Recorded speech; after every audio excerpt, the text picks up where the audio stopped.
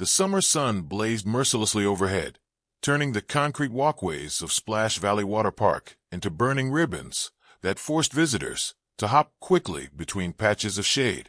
Children's laughter mixed with the constant splash of water, creating a symphony of pure joy that echoed across the sprawling complex. Families had claimed every available spot, spreading colorful towels across lounge chairs and setting up temporary camps under striped umbrellas. Dwayne "The Rock" Johnson moved through this chaos like a gentle giant, his massive frame somehow managing to navigate the crowded pathways without disturbing the delicate ecosystem of summer fun around him. Dressed in simple black swim shorts and a white tank top, with dark sunglasses shielding his eyes, he had hoped to blend into the background. This was his sanctuary, a place where he could shed the weight of fame and simply exist as another person seeking relief from the heat. The main pool stretched before him like a miniature ocean, complete with artificial waves that sent squealing children tumbling toward shore. Inflatable flamingos and unicorns dotted the surface, carrying their precious cargo of sun-drunk passengers who had temporarily forgotten about the outside world. The smell of chlorine mixed with coconut sunscreen and the irresistible aroma of funnel cakes from the nearby concession stands. But Dwayne's peaceful afternoon was about to take a dramatic turn as he rounded the corner near the competition pool, a more serious body of water reserved for actual swimming rather than playing. A sharp voice cut through the ambient noise like a knife through silk. "Give it back. That's mine." The desperation in those words made Dwayne's protective instincts flare to life instantly. He turned toward the source and immediately understood that something was very wrong. A small African-American girl, no more than 10 years old, stood defiantly at the edge of the deep end.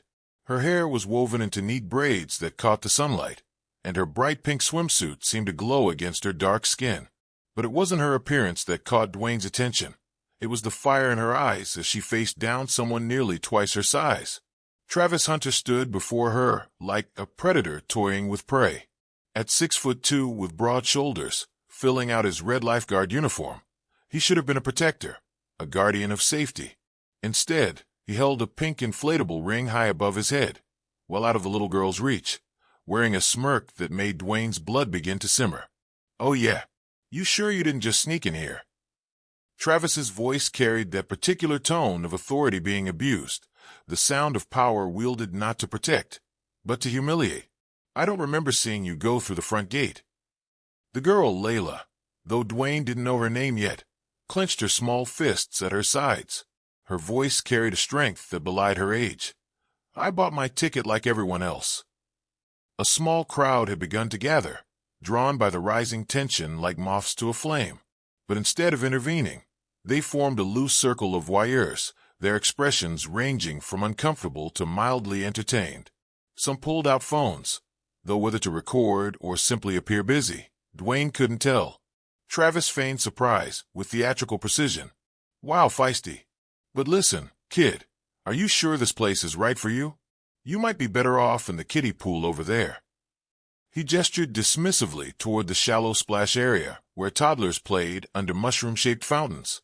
The insult landed exactly as Travis intended. Layla's entire body seemed to vibrate with indignation. "I'm not a baby. I know how to swim better than you." That was when Travis made his fatal mistake. Instead of backing down or finding some face-saving exit from a confrontation he had created, he doubled down with the cruel confidence of someone who had never faced real consequences for his actions. "That's what you think. You belong here with the real swimmers." He turned to address the gathered crowd, inviting them to join his performance of degradation. "You hear that? She thinks she can handle this pool." A few uncomfortable chuckles rippled through the onlookers. Others looked away, suddenly finding their phones or the distant horizon incredibly fascinating. The silence of complicity settled over the scene like a suffocating blanket. Dwayne had seen this dance before, the way authority figures could weaponize their positions, how crowds could become accomplices through their inaction, how a child's dignity could be stripped away piece by piece, while adults watched and did nothing. His jaw tightened as memories of his own childhood encounters with bullies came flooding back. Layla stepped forward, her hands reaching desperately for her property. "Just give me my ring back." But Travis wasn't finished with his game. He leaned down, bringing his face closer to hers, with the predatory focus of someone savoring their power over another human being. "How about you prove it first?"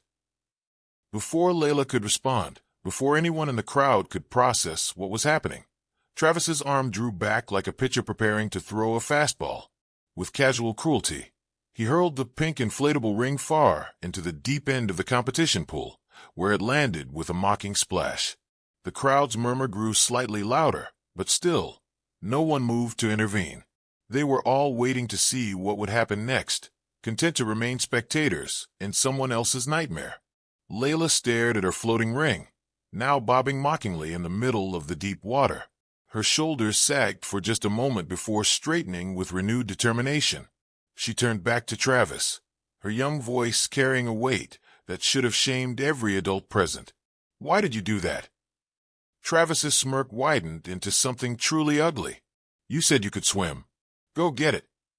The tension around the competition pool had thickened to an almost unbearable degree. Dwayne found himself taking an unconscious step forward, his protective instincts screaming warnings that something terrible was about to unfold. The crowd continued to watch with the detached curiosity of people observing a television drama, not recognizing that they were witnesses to a real child's humiliation and potential danger. Layla stared at her inflatable ring, floating tauntingly in the center of the deep pool. The pink circle bobbed gently on the surface, seeming to mock her with its distance. She could swim. She had been telling the truth about that. Her parents had enrolled her in lessons at the community center, and she had earned every stroke through hours of practice and determination. But there was something about Travis's challenge, something about the way he had thrown her property like garbage, that made this about more than just retrieving a pool toy. "What's wrong?" Travis continued his psychological assault, his voice carrying across the water with practiced cruelty. "I thought you said you were better than me. Here's your chance to prove it." The lifeguard's audience remained frozen in that peculiar state of social paralysis that grips people when they witness injustice, but convince themselves it's not their place to act. A few whispered among themselves, their words lost in the ambient noise of the water park, but their body language spoke volumes about their discomfort and inaction. Dwayne's hands had curled into fists at his sides. Every fiber of his being wanted to intervene immediately, to end this grotesque display of power abuse with the swift justice that Travis so richly deserved. But something held him back, perhaps a desire to see if any of the other adults would find their courage, or maybe a hope that Travis would recognize the line he was approaching and step back from it. Layla took a deep breath and began moving toward the pool's edge. Her steps were measured, deliberate, carrying the quiet dignity of someone who refused to be broken by intimidation. She reached the concrete lip, where the tile met the water, and paused, looking down into the chlorinated depths that suddenly seemed more treacherous than they had moments before. "That's it," Travis said, his voice dripping with false encouragement. "Just jump right in. The water's fine."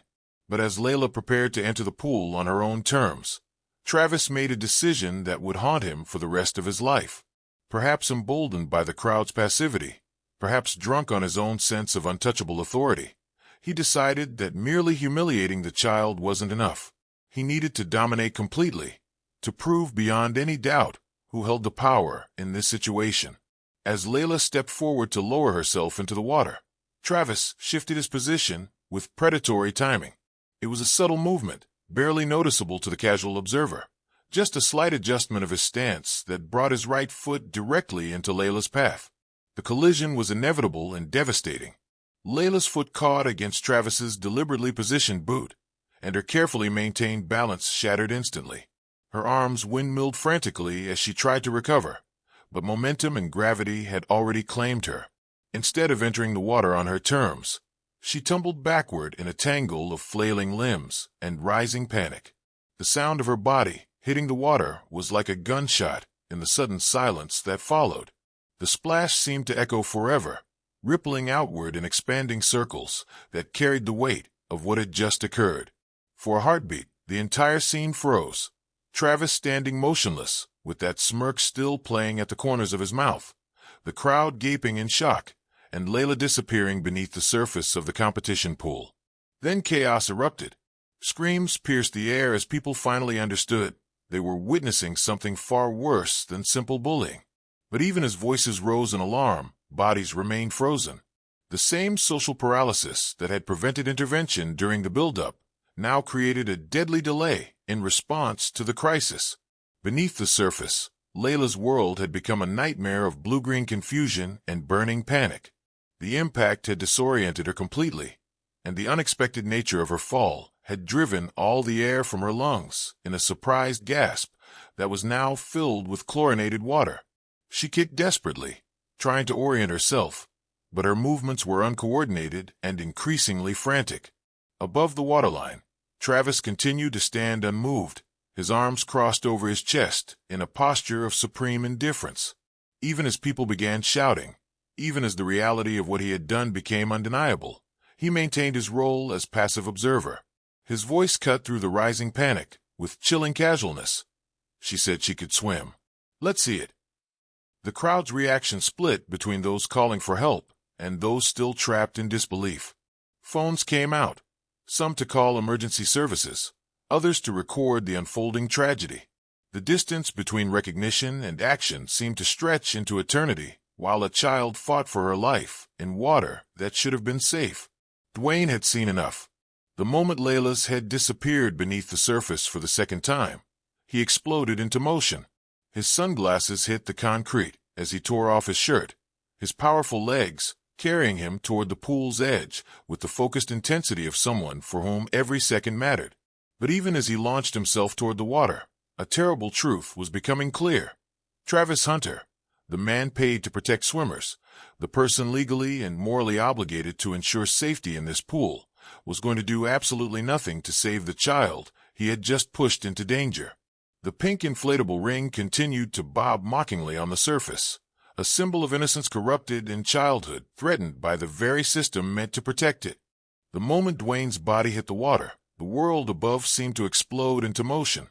But beneath the surface, a different kind of urgency gripped him as he powered downward through the chlorinated depths, his eyes scanning frantically for any sign of Layla's small form.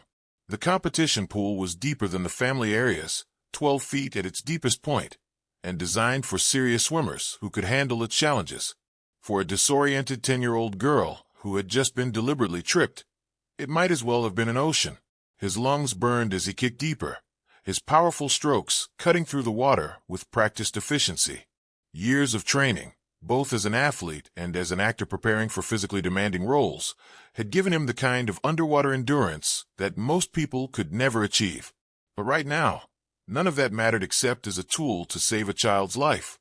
There, near the bottom of the pool's slope, Layla's pink swimsuit stood out against the blue-painted concrete like a beacon of hope and desperation. Her small body was sinking slowly, her movements weak and uncoordinated. Bubbles escaped from her lips in a stream that told Dwayne everything he needed to know about how much time they had left. Her eyes were open but unfocused, the kind of glassy stare that spoke of consciousness fading under the dual assault of oxygen deprivation and rising panic. Dwayne reached her in 3 powerful strokes, his massive frame moving through the water with surprising grace. He wrapped one strong arm around her torso, feeling how small and fragile she seemed against his chest.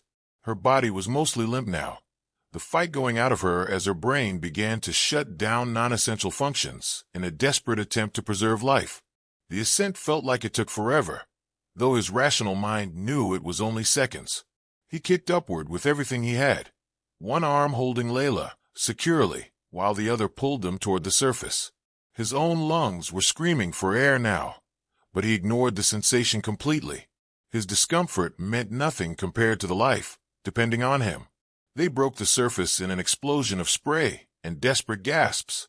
Dwayne immediately tilted Layla's head back, checking her airway as he supported both their weights in the deep water.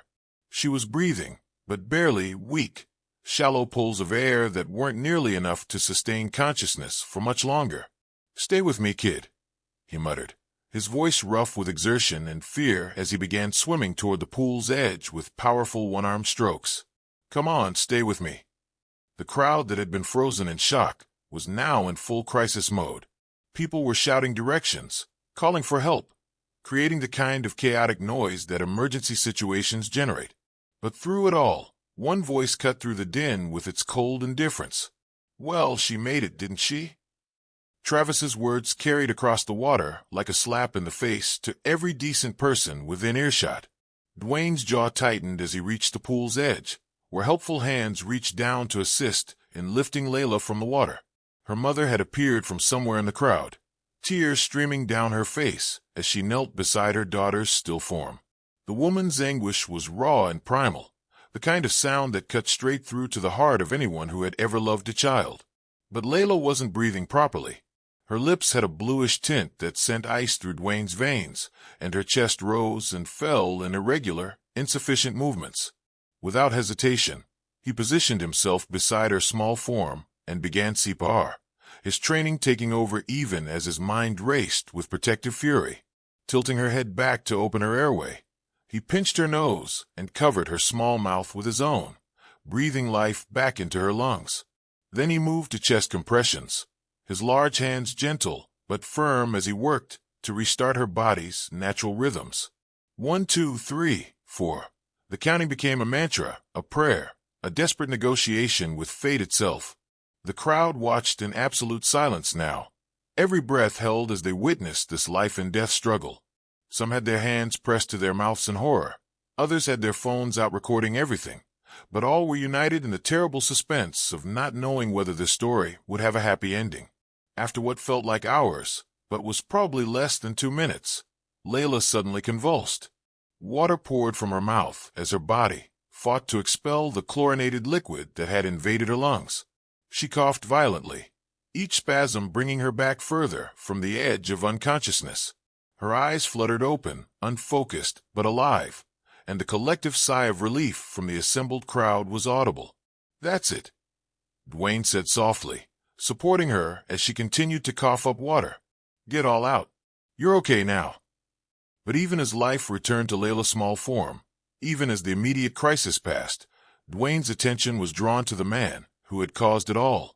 Travis Hunter still stood exactly where he had been when Layla went under, arms crossed, expression unchanging, as if he had just witnessed a mildly interesting movie rather than the near drowning of a child. The lifeguard's indifference in the face of what he had caused was perhaps more chilling than his original cruelty. This wasn't a man who had made a mistake and felt remorse. This was someone who viewed other people, especially vulnerable people, as objects for his entertainment rather than fellow human beings, deserving of basic dignity and protection.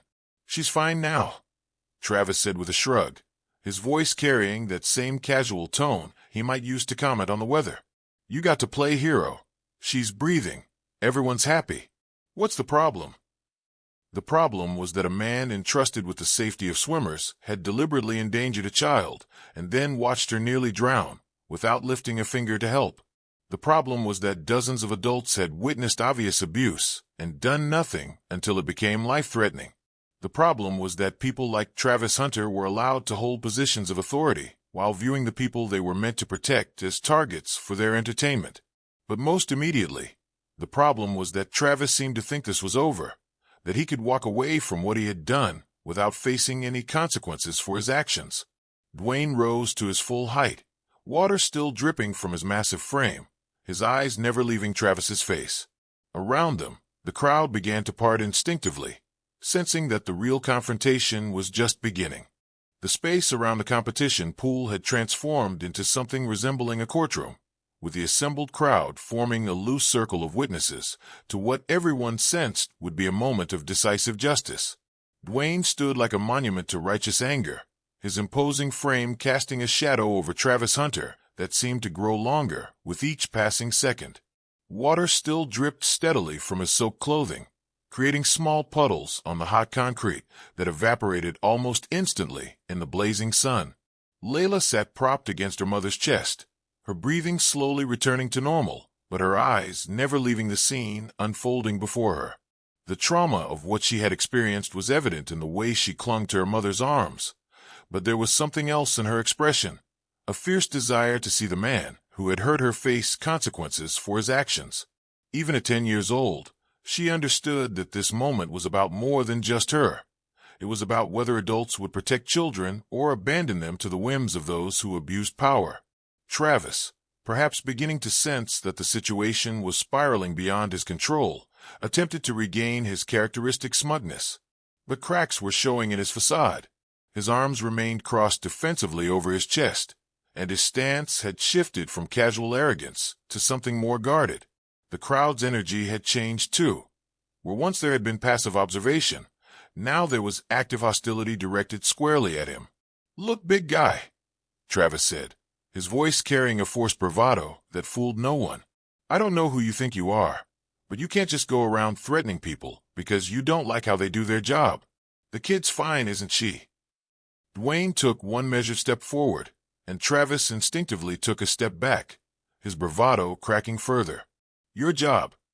Dwayne's voice was low, controlled, but carrying an undercurrent of barely restrained fury. "Your job is to keep people safe in the water. Your job is to protect swimmers, not push children into pools and watch them drown." "I didn't push anybody," Travis protested, but his words sounded hollow even to himself. "She slipped.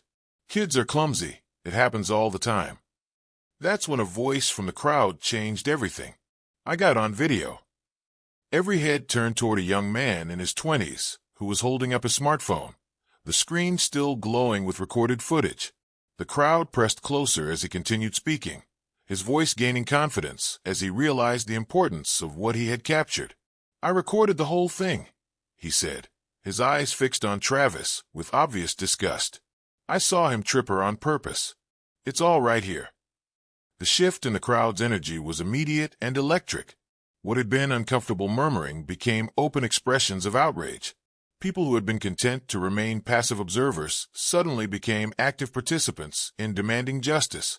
The video evidence had transformed a case of he said, she said, into undeniable proof of deliberate harm. Travis's face went through a series of expressions: denial, anger, calculation, and finally something approaching panic as he realized that his word alone would no longer be sufficient to escape consequences. "You better be careful what you're saying," he threatened, but his voice lacked conviction. "Play it," Dwayne said simply, his eyes never leaving Travis's face. The crowd fell silent as the young man held up his phone, the video playing clearly for everyone to see. There was Layla demanding her ring back. There was Travis throwing it mockingly into the deep water. There was Layla stepping forward to retrieve it. And there, crystal clear and undeniable, was Travis's deliberate movement, positioning his foot exactly where Layla would step, creating the accident that had nearly cost her life. The video continued, showing Travis standing motionless as Layla struggled in the water, his arms crossed, his expression smug, making no attempt whatsoever to fulfill his basic duty as a lifeguard. The footage captured not just his initial cruelty, but his complete abandonment of responsibility in the face of a child's mortal danger. The crowd's reaction was immediate and visceral. Gasps of horror mixed with shouts of outrage. People who had been uncertain about what they had witnessed now had incontrovertible proof of Travis's actions. He did trip her. Oh my God, that was completely deliberate. He just stood there while she was drowning.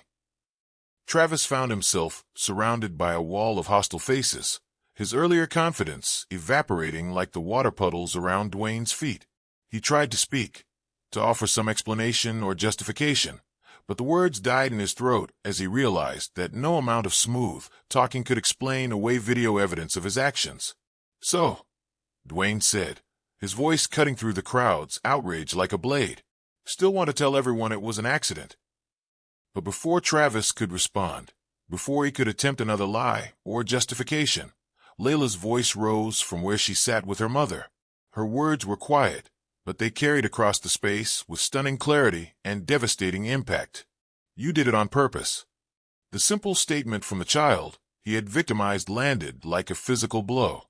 There was no anger in her voice, no hysteria or accusation, just the clear, honest testimony of someone stating an obvious truth. The power of her words lay in their absolute simplicity and undeniable accuracy. Travis opened his mouth to respond, but no sound emerged. For the first time since the confrontation began, he seemed to realize the full scope of what he had done and the position he now found himself in. The video evidence, the crowd's hostility, and most damaging of all, the quiet dignity of his young victim had combined to create a situation from which there could be no escape through charm, authority, or denial. Dwayne took another step forward, his massive presence seeming to fill the space between them. "Say something now," he challenged, but it was clear that Travis had nothing left to say. The man who had seemed so confident in his power to humiliate and endanger a child now stood exposed and defenseless before the consequences of his actions. The reckoning had arrived, and there would be no escape from the justice that was about to unfold.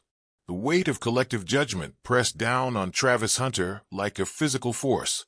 Every face in the crowd reflected the same mixture of disgust and righteous anger, creating a wall of condemnation that seemed to shrink the space around him. His red lifeguard uniform, which had been a symbol of authority and trust, now felt like a scarlet letter marking him as someone who had betrayed the most fundamental responsibility of his position. Dwayne stood before him like an immovable mountain, his presence somehow managing to be both threatening and controlled. There was no need for shouting or dramatic gestures. The quiet intensity of his anger was far more frightening than any display of rage could have been.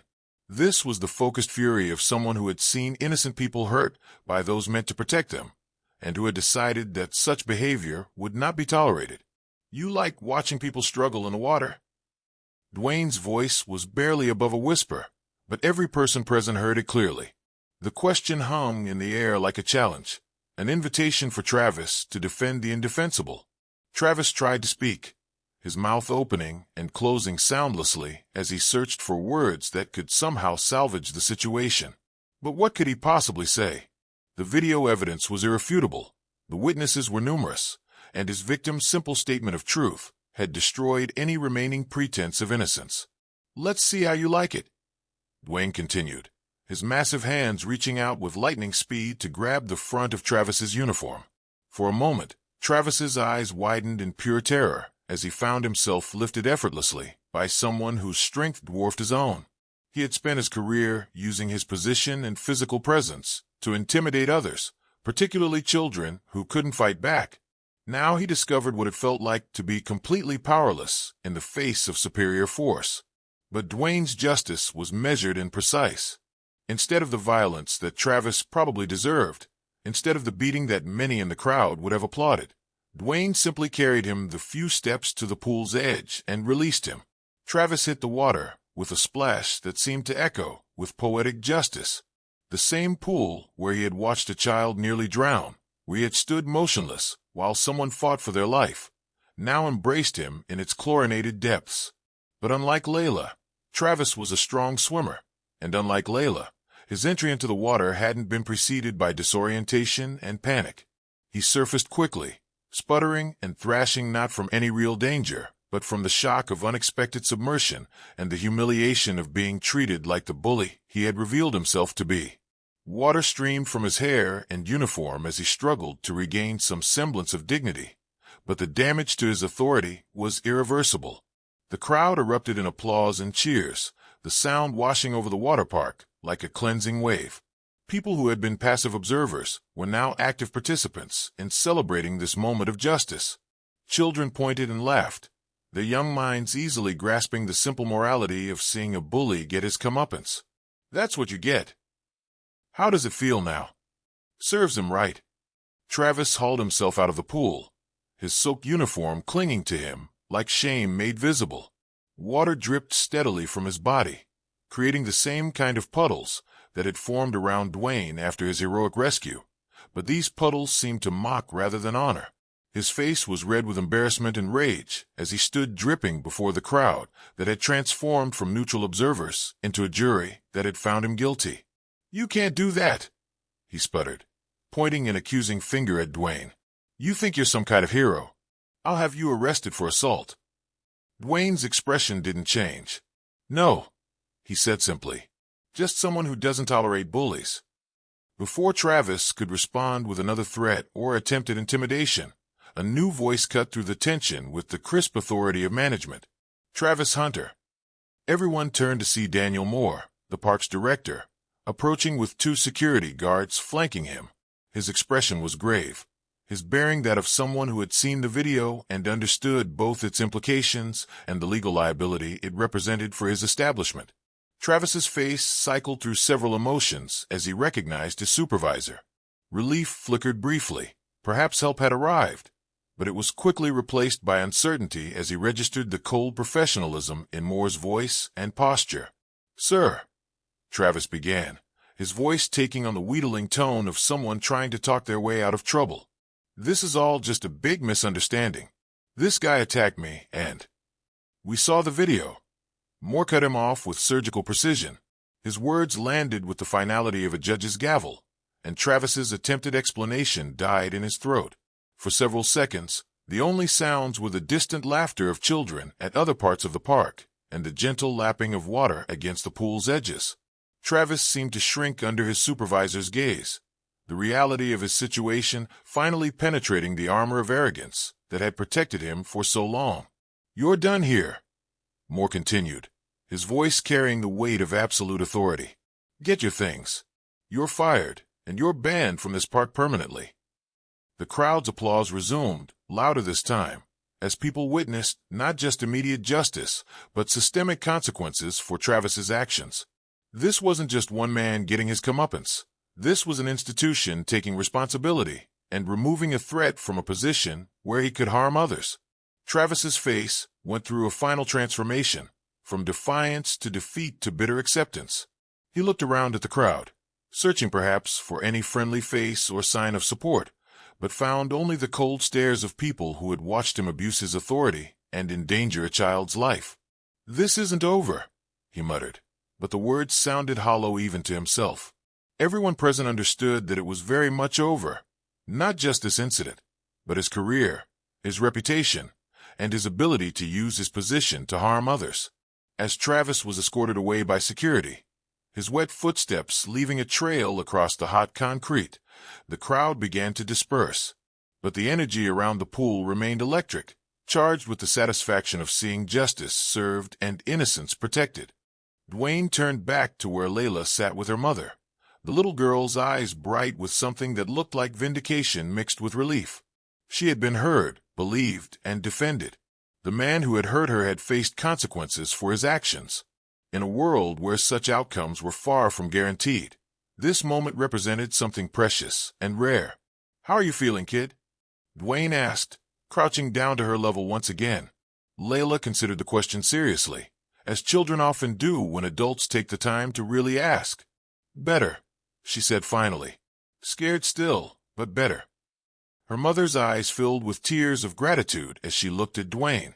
"Thank you," she whispered, "not just for saving her, but for making sure he couldn't do this to someone else." Dwayne nodded, understanding that this was about more than one incident, one child, one bully. It was about the principle that power should protect rather than prey upon the vulnerable, that authority comes with responsibility, and that sometimes good people need to step forward when systems fail.